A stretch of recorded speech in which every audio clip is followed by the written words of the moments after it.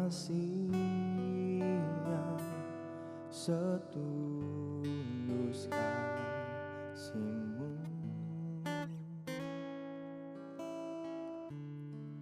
Kau berikan nyawa-Mu gantikan dosaku. Kasih-Mu tak tergantikan oleh segala yang ada. Kau berkorban bagiku, Yesusku, sahabatku.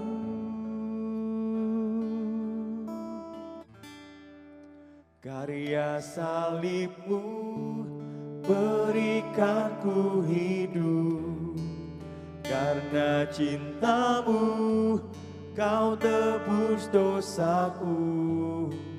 Kau memanggilku sahabat terbaik-Mu, Yesus, sahabatku. Saat ku jatuh, Kau genggam tanganku dan menuntunku jalani hidupku. Kau memanggilku sahabat terbaik-Mu, Yesus, sahabatku.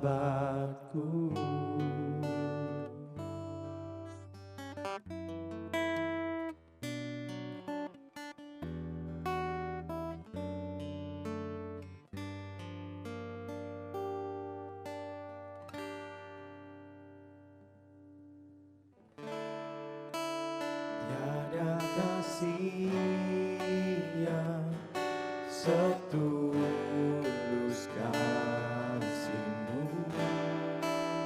Kau berikan nyawa-Mu gantikan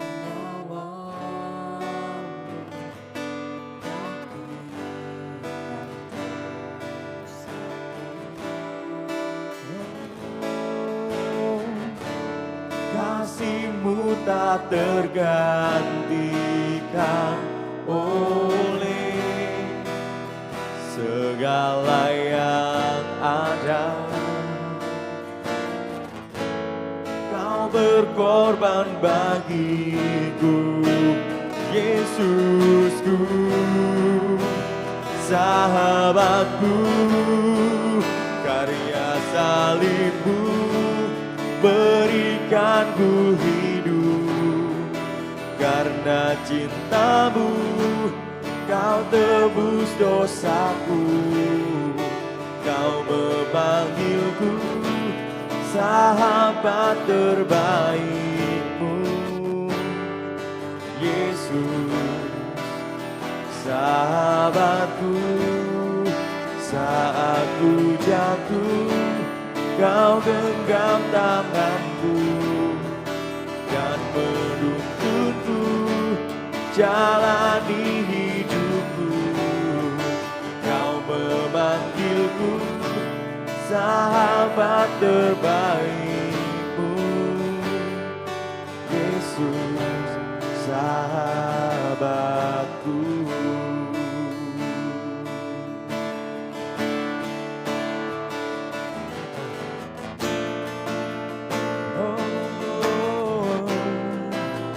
Kaulah sahabatku, penolongku Tuhan. Haleluya.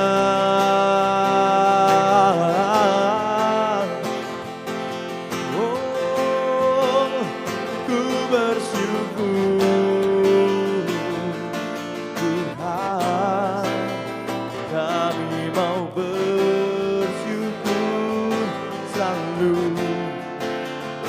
untuk kasih setiamu di dalam hidupku. Ku bersyukur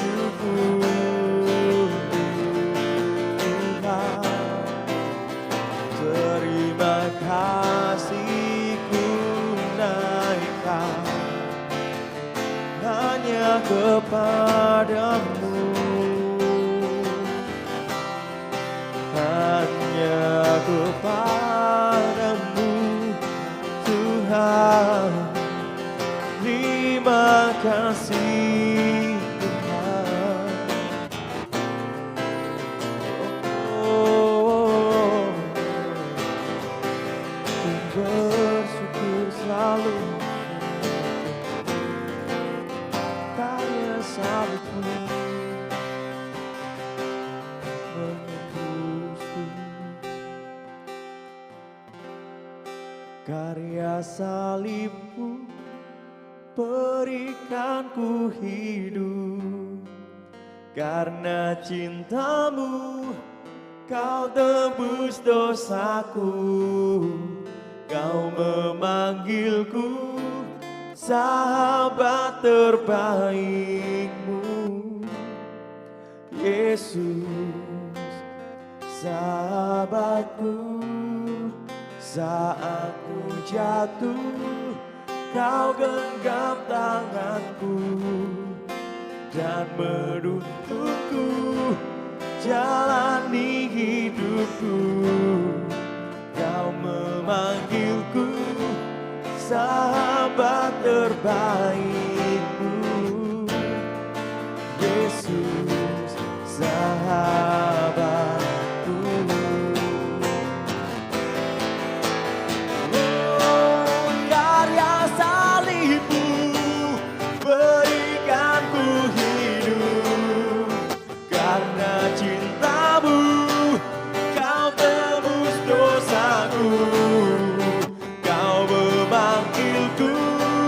Sahabat terbaikmu, Yesus, sahabatku. Saat ku jatuh, kau genggam tanganku dan menuntunku jalani hidupku. Kau memanggilku sahabat terbaikmu. Yesus, sahabatku. Oh, Yesus, sahabatku. Engkau sahabatku. Yesus, sahabatku.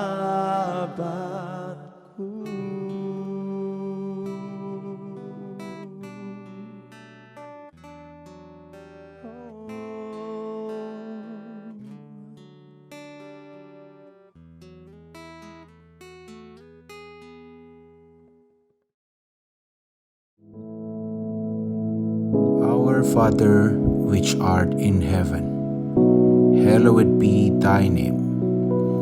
Thy kingdom come, thy will be done in earth as it is in heaven.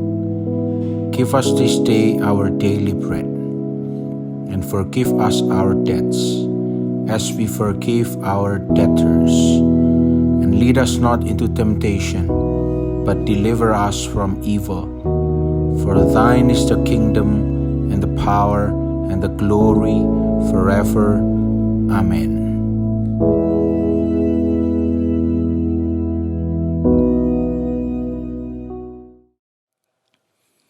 Puji nama Tuhan, haleluya. Beberapa saat yang lalu kita sudah berbicara mengenai the wonders of the love of God. Kasih Allah yang ajaib itu. Dan itu kita lihat di dalam Efesus pasal yang kedua, mulai ayat yang keempat, 5, 6. Jadi intinya di sini kita lihat bahwa kasih Allah itu adalah kasih yang betul-betul ajaib. Kalau kita lihat di dalam Yohanes 3 ayat 16, dikatakan di sana utoskar ikapisen oteos ton kosmon os eton ion ton monoyeni etoken inapas opistef on is afton mi apolite al echizoin eonion. Dikatakan karena begitu besar kasih Allah akan dunia ini sehingga dia mengaruniakan anaknya yang tunggal. Nah, di sini kita lihat sesuatu yang istimewa. Allah memberikan anaknya yang tunggal. Nah, tentu saja kita tahu bahwa ini adalah Yesus yang lahir ke dunia. Dan kemudian kalau kita lihat kembali dalam Roma, ya, pasal yang ke-5, ayat yang ke-8, Roma pasal 5 ayat yang ke-8, dikatakan, akan tetapi Allah menunjukkan kasih-Nya kepada kita oleh karena Kristus telah mati untuk kita ketika kita masih berdosa. Nah ini, Kristus dikatakan mati. Tadi dia lahir ke dunia ini, menjadi manusia, kemudian mati untuk menanggung dosa kita.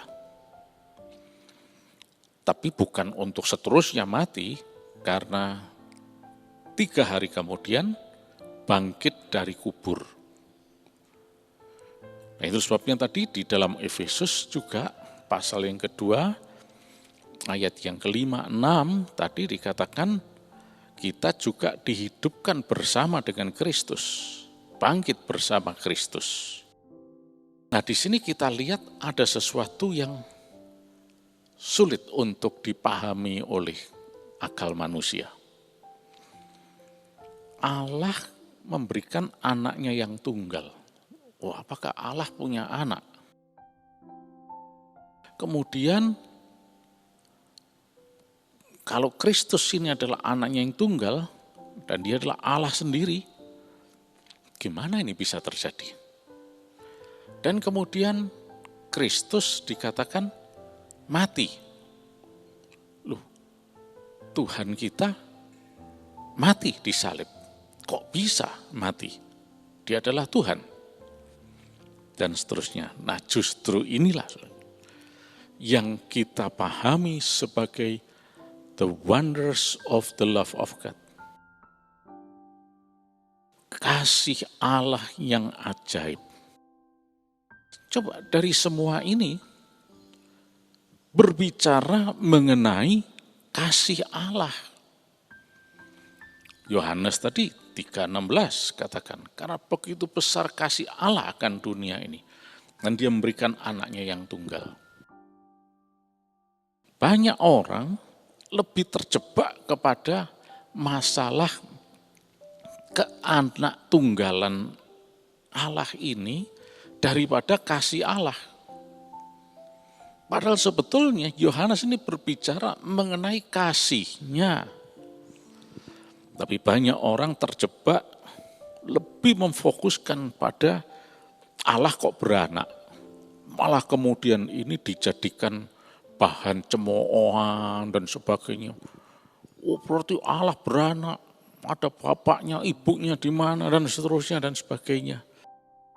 Sayang sekali, justru tujuan Allah menyatakan itu adalah untuk menyingkapkan kasih-Nya yang ajaib itu, yang tidak bisa diselami oleh manusia.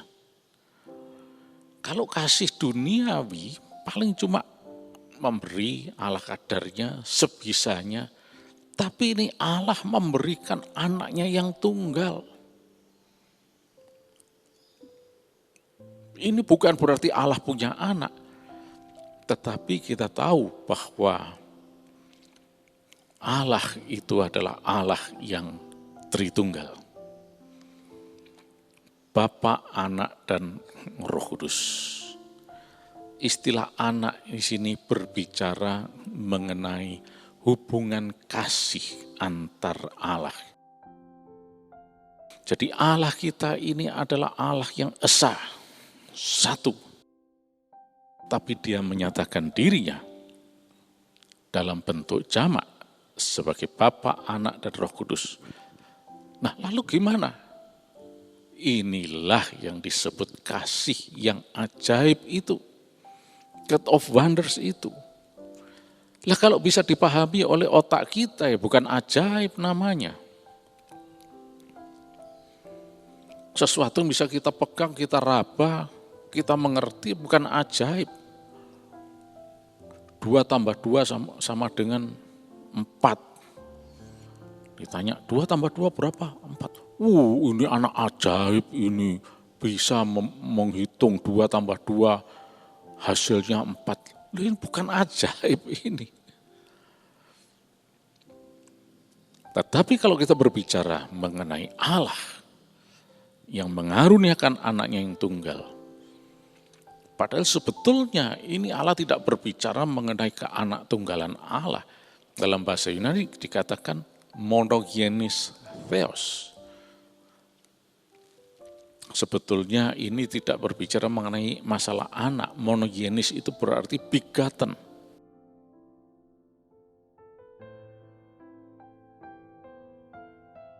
Jadi kita lihat di sini, inilah yang disebut kasih yang ajaib. Apalagi tadi dikatakan anak Allah ini yaitu Kristus itu mati ketika kita masih berdosa. Nah, ayat ini juga berbicara mengenai kasih Allah. Coba baca. Dikatakan, tapi Allah menunjukkan kasih-Nya kepada kita ketika kita masih berdosa. Kasih agapi yang tidak menuntut korban, tapi kasih yang berkorban. Kita ini masih berdosa. Najis di hadapan Allah. Dosa Allah yang Maha Kudus. Tidak bisa bergaul dengan dosa. Tapi Dia berkenan mengampuni dosa, menolong orang yang berdosa supaya diselamatkan. Nah, jadi kita lihat jelas sekali di sini bahwa ayat-ayat ini berbicara mengenai kasih Allah yang ajaib yang dilakukan oleh Allah dengan suatu cara, yaitu berkorban. Yang berkorban adalah anaknya yang tunggal, Yesus sendiri, dan Dia adalah Tuhan. Nanti ada lagi yang mengatakan, wah loh, Allah kok bisa mati, dan sebagainya. Dijadikan bahan cemoohan dan seterusnya. Nah, sayang sekali. Manusia yang sudah berdosa, tidak mau sadar bahwa dia butuh keselamatan. Butuh pertolongan. Dan hanya Allah yang kasih-Nya ajaib saja yang bisa memberikan pertolongan. Manusia hanya mau mengikuti perasaannya sendiri, pikiran sendiri, kemauannya sendiri, mengikuti dirinya sendiri saja. Tapi andai kata manusia mau memandang kasih Allah yang ajaib, dia akan tahu bahwa Yesus itu Allah yang ajaib. Kalau kita lihat di dalam Mazmur, pasal yang ke-53, kita baca ayat yang pertama, dikatakan di sana, Mazmur 53 ayat yang pertama, untuk pemimpin biduan menurut lagu Mahalat nyanyian pengajaran Daud. Ayat 2 katakan, orang bebal berkata dalam hatinya, tidak ada Allah, busuk dan jijik kecurangan mereka, tidak ada yang berbuat baik. Ini sebetulnya masuk ayat 1 sebetulnya. Ya.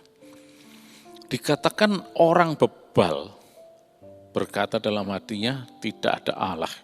Ini orang yang tidak mengakui adanya Allah, orang yang tidak mau percaya kepada Allah, orang yang menolak Allah, dan termasuk juga orang yang mencemoohkan Allah, dan sebagainya. Padahal Dia itu God of wonders, Allah yang ajaib, tidak terselami oleh akal pikiran manusia. Dan ketika Dia ingin mengungkapkan kasih-Nya, dan ini kasih yang agapi, kasih ilahi itu, ya ini adalah kasih yang ajaib juga. Dengan cara yang ajaib Dia mengungkapkannya kepada manusia. Tapi manusia tetap bebal dalam hal ini. Tidak mau menerima. Ya sudah, kalau tetap menolak, ya tidak ada yang bisa memaksa. Tapi nanti pada saatnya nanti mereka akan menyesal, dan penyesalan ini adalah penyesalan yang kekal. Itulah sebabnya saudara sekalian, mari sebelum terlambat, mari saat ini kita menyadari kasih Allah yang betul-betul ajaib. Kasih Allah yang betul-betul mulia. The wonders of God's love ini. Supaya apa? Supaya kita bisa menikmati hari depan yang penuh harapan. Bukan masalah yang kita terima, tapi biarlah damai sejahtera Allah, sukacita Yesus Kristus, itu yang terjadi dalam kehidupan kita. Nah, saudara sekalian, itulah sebabnya dikatakan the wonders of God's love. God of wonders ini menyatakan kasihnya yang ajaib. Ya memang yang namanya ajaib ya nggak bisa kita pahami dengan cara berpikir kita. Kita terima dengan iman. Maka keselamatan akan terjadi dalam kehidupan kita. Karena sudah jelas dikatakan kita diselamatkan bukan oleh karena perbuatan kita, tapi karena kasih karunia Allah. Ya, coba kita dasari lagi dari 1 Yohanes pasal yang ketiga ayat 16. Dikatakan, demikianlah kita ketahui kasih Kristus, yaitu bahwa ia telah menyerahkan nyawanya untuk kita, jadi kita pun wajib menyerahkan nyawa kita untuk saudara-saudara kita. Nah, jadi kita tahu bahwa Yesus ini sudah mati bagi kita. Nah, selanjutnya, kalau kita lompat ayat 23, dikatakan, dan inilah perintahnya itu supaya kita percaya akan nama Yesus anaknya, dan supaya kita saling mengasihi sesuai dengan perintah yang diberikan Kristus kepada kita. Nah, Tuhan menghendaki supaya kita ini percaya. Ya sudah, percaya saja. Dia itu God of wonders. Dia akan bertindak dengan keajaibannya demi kita, demi keselamatan kita. Nah, saat ini saudara sekalian, puji nama Tuhan, Dia adalah Sang God of wonders. Dan kasih-Nya itu ajaib untuk kita. Akan tetapi, mari kita betul-betul arahkan pandangan kepada Dia. Dan jangan kita mau dipengaruhi oleh hal-hal yang ada di sekeliling kita, yang seringkali membingungkan kita. Apalagi keadaan-keadaan yang membuat kita mengalami hal-hal yang buruk, tidak baik, sakit, penyakit, dan sebagainya. Jangan hendaknya semua itu mengaburkan pandangan kita akan kasih Allah yang ajaib itu. Karena untuk masalah keselamatan hidup dan mati manusia, Allah berkenan menyatakan keajaibannya, yaitu kasih-Nya yang ajaib ini dengan cara memberikan anaknya yang tunggal, Yesus Kristus, untuk mengampuni, menanggung dosa manusia, supaya manusia diselamatkan. Apalagi cuma masalah sakit, penyakit, kesulitan, penderitaan, dan sebagainya. Dia sanggup untuk itu. Tapi yang terpenting adalah mari arahkan pandangan kepada God of wonders, kepada Allah yang ajaib itu. Kasih-Nya yang ajaib. Mungkin sudah katakan, saya ini menderita loh ini, sakit dan seterusnya. Arahkan pandangan kepada the wonders of God's love. Kasih-Nya yang ajaib. Pandang kasih Yesus. Dan dengan kasih-Nya yang ajaib itu, maka perkara-perkara ajaib pun akan terjadi dalam hidup kita. Sudah percaya bahwa sakit penyakit apapun itu kecil bagi Tuhan. Dia sanggup menyembuhkan. Ginjal baru, organ tubuh baru, jantung baru. Dia sanggup untuk melakukannya. Karena dia pencipta. Dia adalah Allah yang penuh kasih. Dia adalah God of wonders. Oleh sebabnya pagi hari ini, mari kita renungkan kasih Allah ini. Kita betul-betul percaya kepada Dia. Jangan mau diombang-ambingkan oleh hal-hal yang ada di kanan kiri kita. Kesulitan, masalah, penderitaan, dan sebagainya. Itu terlalu kecil bagi Allah untuk bisa menyelesaikannya. Karena Dia adalah God of wonders, Allah yang kasihnya itu ajaib. Muji nama Tuhan, saudara sekalian. Mari kita berdoa saat ini. Tuhan Yesus, Engkau menyatakan kuasa-Mu di tengah kami. Kasih-Mu yang ajaib menyelamatkan, memulihkan, membebaskan kami semua. Menyembuhkan bahkan Tuhan. Kami percaya, kami terima organ tubuh baru, ginjal baru, jantung baru, liver baru, paru-paru baru dalam nama Yesus. Dan kasih Allah yang ajaib itu, kasih yang mulia itu, membebaskan kami juga dari segala permasalahan kami. Tidak ada kekurangan, kami diberkati berkelimpahan dalam nama Yesus. Terima kasih Tuhan, sepanjang hari ini kami menikmati berkat-Mu. Di dalam nama Yesus Kristus, haleluya, amin.